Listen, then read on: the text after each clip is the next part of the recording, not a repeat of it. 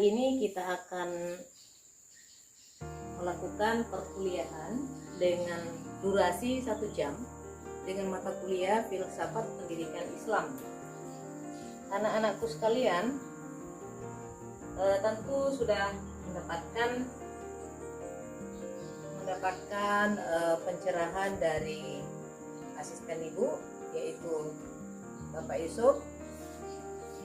Sudah beberapa kali pertemuan kan dilakukan, tetapi saya ingin menjelaskan secara global sebagai pengganti tatap muka kita harus mengulas awal dan sampai secara keseluruhan. Pada pertemuan ini adalah merupakan pertemuan yang pertama dari ibu, tetapi tidak secara mengulang-ulang, namun saya ingin menyampaikannya secara menyeluruh. Dan silakan menyimak dengan baik dan cocokkan dengan seluruh mata kuliah yang sudah disampaikan oleh Bapak Yusuf. Baik, anak-anakku sekalian, kita mulai ya.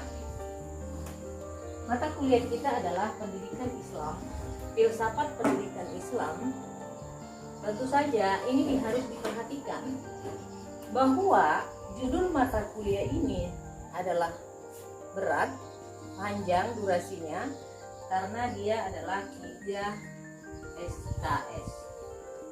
Ini yang membuktikan bahwa mata kuliah ini memang harus dikaji pengkajiannya dengan pengkajian yang lebih luas, dalam. Kenapa dia luas? Ada 3 komponen yang terkait di dalam mata kuliah ini. Yang pertama adalah filsafat, yang kedua adalah pendidikan, yang ketiga adalah Islam. 3 rangkaian kata ini terkait menjadi satu kesatuan di dalam perkuliahan kita. Otomatis ini harus dikaji secara sistematis dan parsial.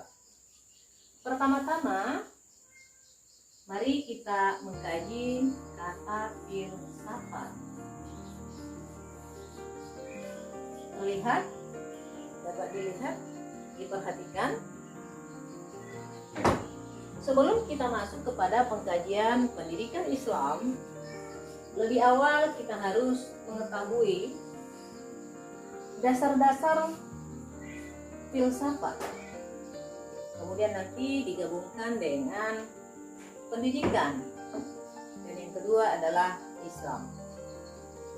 Baik, anak-anakku sekalian, filsafat dalam hal ini kita mengkaji secara filsafat umum, ya, filsafat umum, di mana filsafat ini terdiri dari 3 unsur dasar.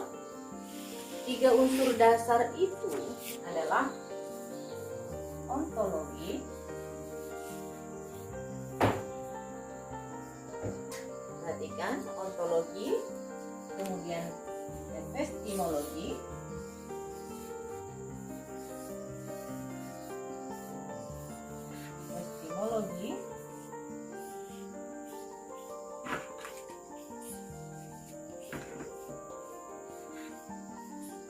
yang ketiga adalah aksiologi.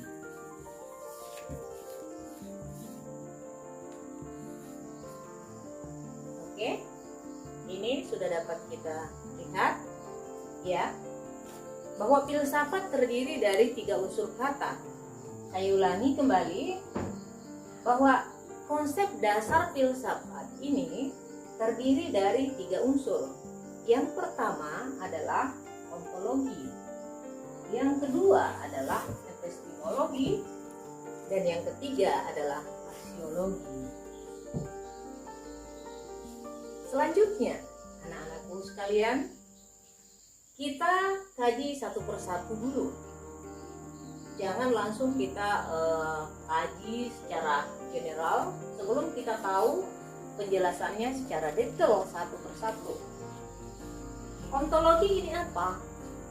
Ya, tentu sebelum jauh melangkah, kita selalu menggunakan pendekatan kebahasaan atau disebut dengan etimologi.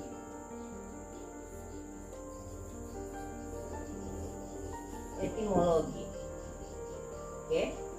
Etimologi ini dapat dilihat arti kata sesuai dengan gramatikal kebahasaan atau di dalam kamus bahasa, di mana ontologi itu terdiri dari dua kata, yaitu on dan logos. On artinya di atas, logos artinya ilmu. Di atas dikonotasikan dengan sebuah arti bahwa terdalam, disebut dengan substansi. Substansi atau hakikat. Oke?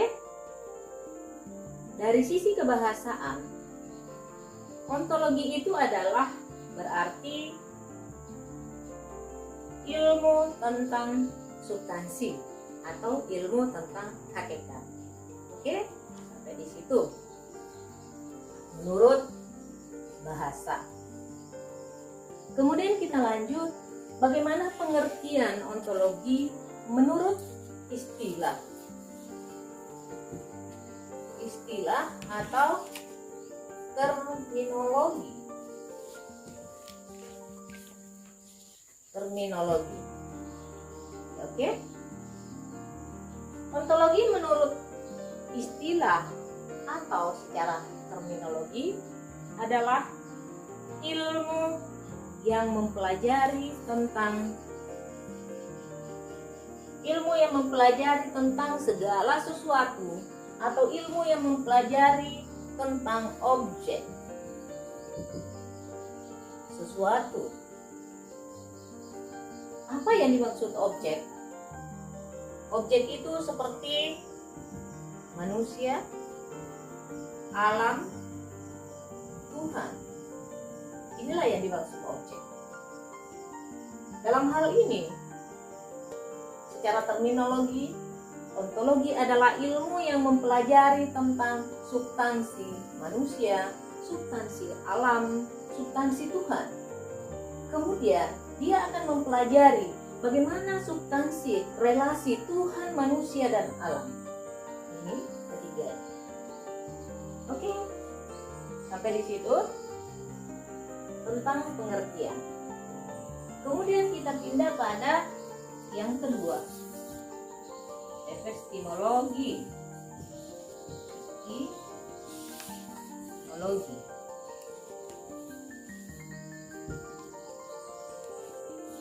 Baik, kembali kita mengulangi bahwa pengertian epistemologi menurut bahasa adalah epistima dan logos. Baik, anak-anakku sekalian, menurut bahasa, epistima ini adalah cara atau metode. Oke, berarti dalam hal ini, secara etimologi, diartikan epistemologi adalah ilmu tentang cara atau metode. Oke, clear?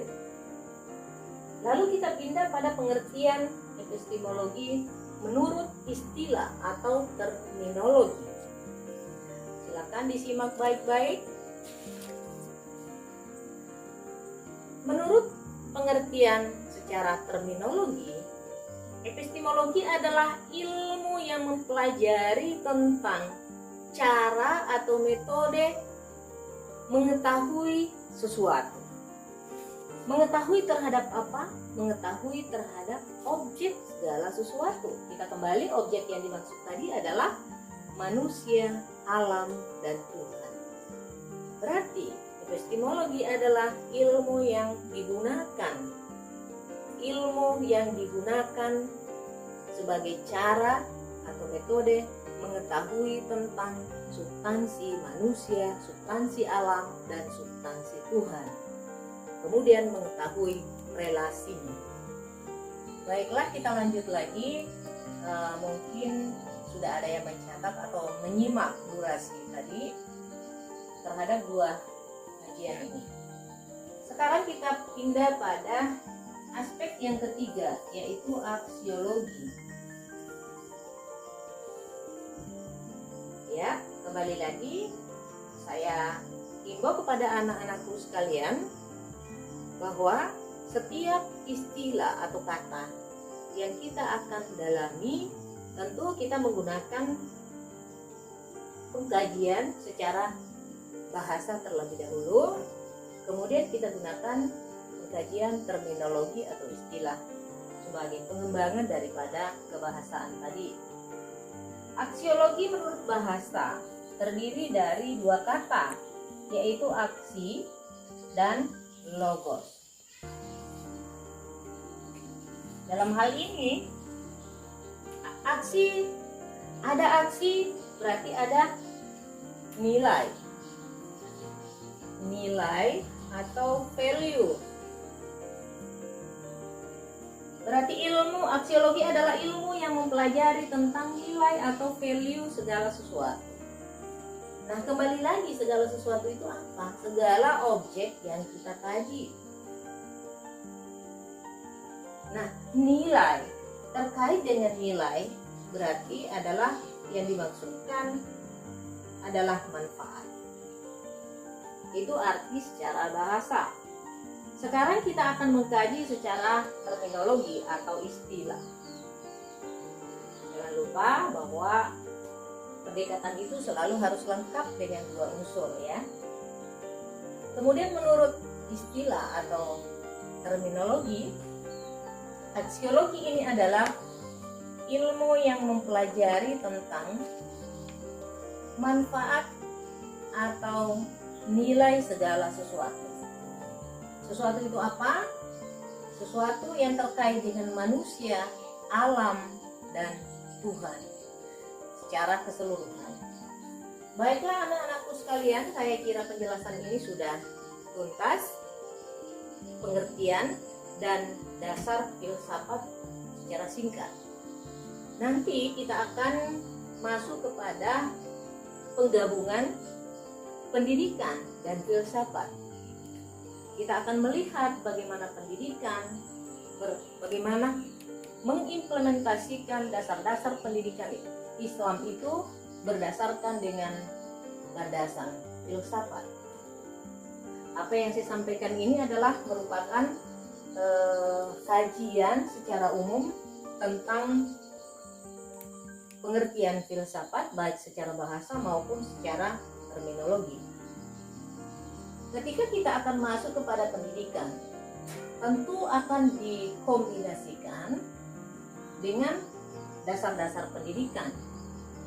Lalu kemudian kita jangan lupa bahwa pendidikan yang dimaksudkan dalam hal ini adalah pendidikan perspektif Islam. Oke, saya kira sampai di sini dapat dipahami, dan nantinya kita akan membuat resume atau analisis terhadap penjelasan filsafat tadi. Sebelum masuk kepada pendidikan, ada hal yang mendasar juga harus diketahui, bahwa dua unsur yang berbeda, dua objek kajian yang berbeda, yaitu kajian filsafat dan kajian pendidikan. Dua hal ini menjadi berbeda, tetapi dia akan disatukan dalam dimensi keilmuan. Dengan cara apa dia dipadukan? Dengan cara knowledge. Dimensi keilmuan yang akan memadukannya. Baik, kita akan melihat. Ini saya hapus ya, karena ini saya anggap sudah selesai.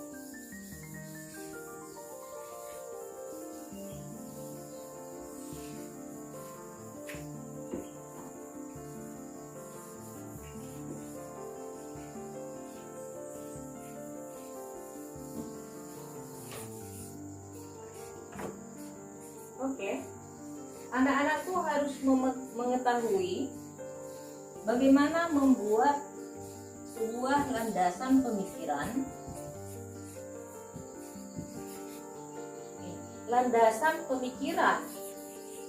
pada dimensi filsafat pendidikan.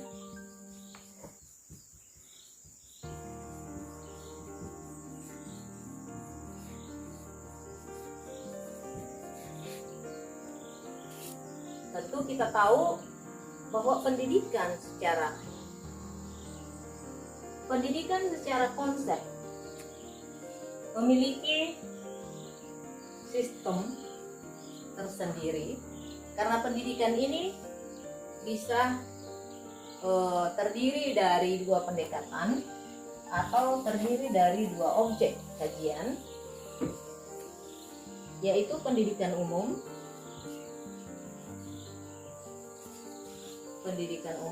dan pendidikan Islam.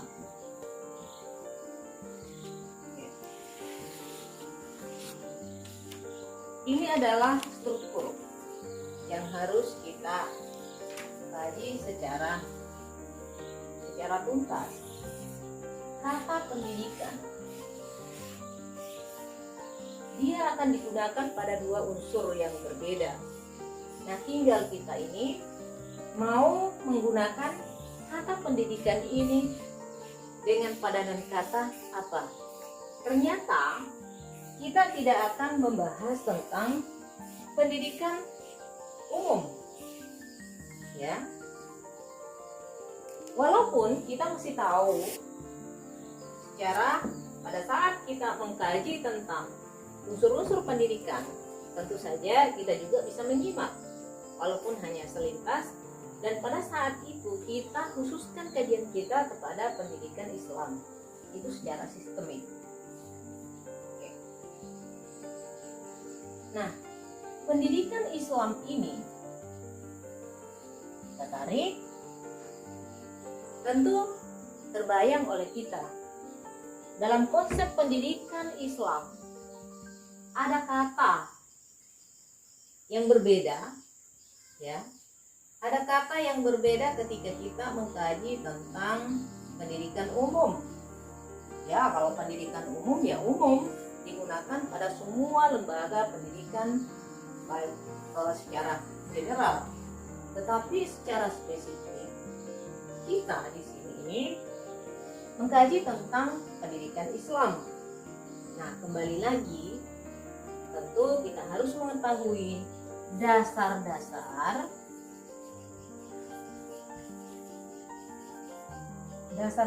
pendidikan Islam.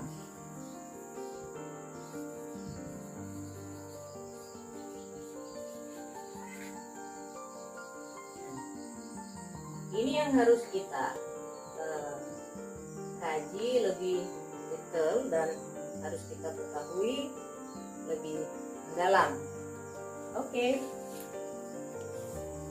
Dasar-dasar pendidikan Islam paling pertama sekali tentu berdasarkan pada dasar kita sebagai seorang yang beragama Islam atau Muslim. Dasarnya apa? Dasarnya adalah Al-Quran dan Al-Hadis. Apakah ini cukup? Tentu tidak. Tapi ini adalah menjadi dasar yang utama. Ini tidak boleh tidak, mesti. Karena ini adalah patokan kita untuk mengembangkan segala sesuatu, terutama pada dimensi pendidikan kita. Nah, kalau pendidikan umum tentu tidak akan dikaji berdasarkan pendekatan Al-Quran, pendekatan Al-Hadis, karena memang tidak dituntut untuk itu, tidak menjadi syarat. Tetapi kita di sini ini adalah sebuah syarat, jangan dilupakan itu. Nah, anak-anakku sekalian, silakan dikaji. Kira-kira aspek pendidikan Islam ini menurut Al-Quran apa? Dicari dalilnya. Ya, baik anak-anakku sekalian, kita lanjut lagi. Masih semangat kan? Semangat. Harus tetap semangat.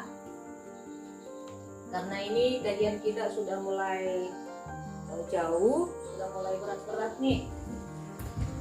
Ya. Kita akan mencoba menghubungkan pendidikan Islam dengan pendekatan filsafat. Jadi sebetulnya yang kalian harus simak dengan baik bahwa filsafat ini fungsinya apa sih di dalam pendekatan kajian kita. Mengapa filsafat ini menjadi penting dalam pendidikan Islam?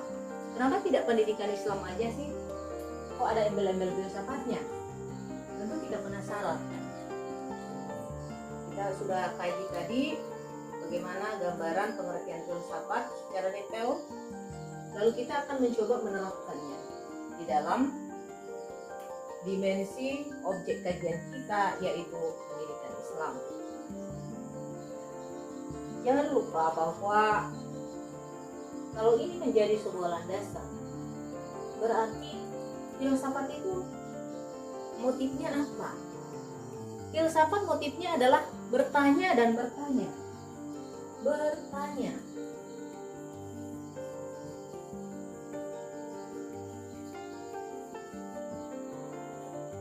Jadi hadirnya filsafat dalam dimensi kajian pendekatan Islam adalah membantu pemikiran kita untuk menanyakan segala sesuatu yang berkaitan dengan pendidikan Islam.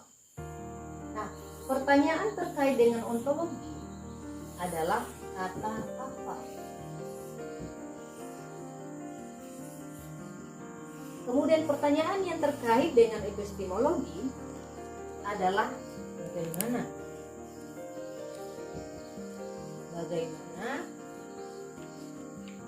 Lalu pertanyaan yang terkait dengan aksiologi adalah apa, bagaimana, untuk apa.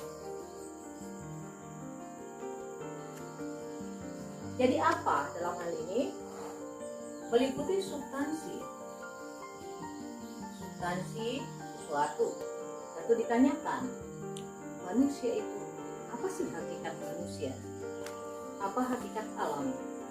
Apa hakikat Tuhan? Dan apa hakikat di antara ketiganya? Jadi kalau dalam dimensi apa? Jadi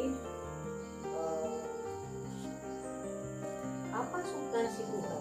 Apa? Mengapa? Untuk apa? Jadi what, why, what? Kan di situ. Jadi ada why-nya apa? Why mengapa? What-nya apa? Dan value untuk apa? Ada nilai untuk apa? Jadi pertanyaan ilmiah hanya ada 3. Ini yang anak-anakku semua harus ketahui. Dalam penulisan karya ilmiah, laporan karya ilmiah, skripsi, tesis, dan bahkan disertasi sekalipun, pertanyaannya tidak jauh dari sini. Hanya ada 3 motif pertanyaan. What, why, and what for. Baik. Nah, secara detail, pertanyaan apa terkait dengan substansi atau hakikat. Why? Mengapa? Terkait dengan pertanyaan metode, cara. Dan untuk apa? Dia terkait dengan value atau nilai. Sudah saya jelaskan di awal. Tinggal kita ingin menerapkannya ke dalam dimensi pendidikan Islam. Sampai di sini sudah jelas ya? Sudah dapat kita tangkap pertanyaan-pertanyaan itu. Meskipun ya, misalnya ketika kita mempertanyakan why, mengapa, bisa juga dengan bagaimana gitu. Mengapa, bagaimana, itu ada bermacam-macam.